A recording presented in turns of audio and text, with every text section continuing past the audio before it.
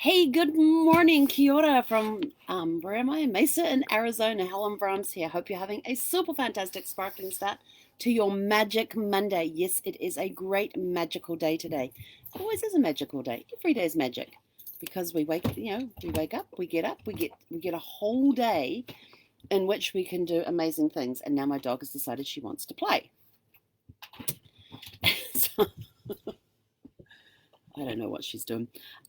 But anyway, so how is your Monday gone? We have already gotten up, had breakfast, been for our walk. I've got the grocery list made. I just got to go online, place the order, and then that will be done for the day.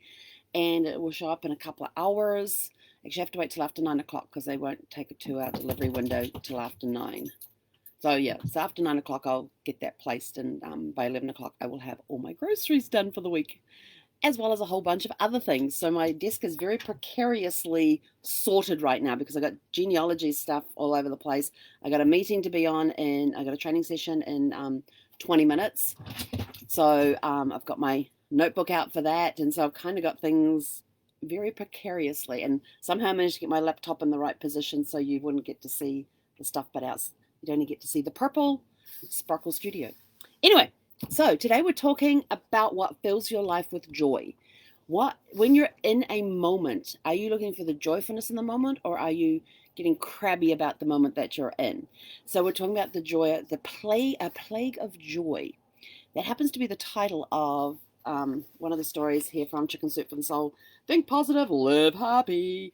And I was reading this, and I was just cracking up laughing because as I was reading the story, I was laughing through the whole story, because I could totally relate to this story very, very well. But the beginning quote here by George Myers, sorry, from Elizabeth Myers says, "Joy doesn't happen, I have to pursue it." So joy doesn't just happen, I have to pursue it. So if you think about that, yes, you do. Joy doesn't just happen. You do have to chase it. You have to find the joy in the moment. It doesn't matter what the moment is. You need to find that spark that'll help get you through. And you've heard me say it many times. My quote is, no matter what happens, today is always super fantastic and sparkling. Even a day a loved one passes is a super fantastic sparkling day because they are no longer in pain. They are no longer riddled with disease or whatever it was that was plaguing them at the time. Yes, unexpected ones can be a shock to the system, but find joy in it. Did they live a fulfilled life? You get to come together. You've got amazing memories that you can keep them alive with. You can tell stories to your kids, your grandkids. Oh, do you remember the time that this happened? Do you remember the time that happened? You can fill their lives, enrich their lives with stories. I come from a line of storytellers. My grandparents, my paternal grandparents, were always telling stories. My grandfather had a way of he would sit us kids on his lap, as many as he could fit at the time. The rest of us would sit either on the floor in front of him or on the couch next to him, and he would start telling fairy stories, fairy tales. He would tell fairy tales, but they would never finish how they finish in the fairy tale books. No, he had his whole nother world of endings and everything else. You can go from walking through a house where bears live to living in to transporting to a fantastical mythical place where you're in a boat being pulled by swans and across this beautiful lake and this beautiful blue skies and sunshine and everything else around. And sweetie girl, do you really have to do that right now? So he had a gift of telling stories, and it wasn't just him. My great aunts, his sisters, were all exactly the same way. They were very good at spinning stories, whether they were actual real stories they were relaying to us, things that had happened in their childhood, things that had just happened to them. My grandmother was great with her war stories. She would always talk about her days in the Women's Auxiliary Air Force, and she was a cook there. So we learned. So most of those stories came out when she was teaching us to cook in the kitchen. But with her, I learned a lot about baking, more about baking than I did about cooking actual meals with her, because we call them biscuits. You guys call them cookies. We always made like chocolate chip cookies. We made peanut cookies, not peanut butter cookies, but peanuts, ones with actual peanuts in them, and would roll them in the balls and press them down with forks so you get those little lines going across them. We had so much fun with my grandmother, and she taught me how to break 2 eggs at once. So when I was baking and all that. So there's finding joy in the moments. Yes, My grandparents have been gone for many, many years, but I still remember occasions with them. I remember stories about them. Sometimes people will tell a story and it's like, oh, I'd forgotten about that one. So it's good when you can come together with a family and find joy in the memories, because people remember different things. They all have different perspectives about situations and things. And when you come together and you share those memories and things, you get to see them through somebody else's eyes. So we're going to talk about A Plague of Joy. This is a really good story. I don't have a lot of time, so we're going to race through this. But get the drift. Find the joy. Find the joy. Find the joy in every moment. That's the magic for today. Okay, so A Plague of Joy. It was Friday at the end of a really, really long week. Mike and I were having friends over for dinner and a glass or two of wine. Definitely two. Just before I got home, Mike texted me to say he had to stay late at work. Great. I was now on my own to get everything ready for the night. Already running late myself, I could feel my frustration mounting as I drove to pick up Hayden and Michael from school. I rushed them into the car and informed them that we were making a few stops before heading home and they needed to help me tidy the house. Both of them started whining immediately. I turned and pointed a threatening finger at them, giving them fair warning that I was not in the mood to listen.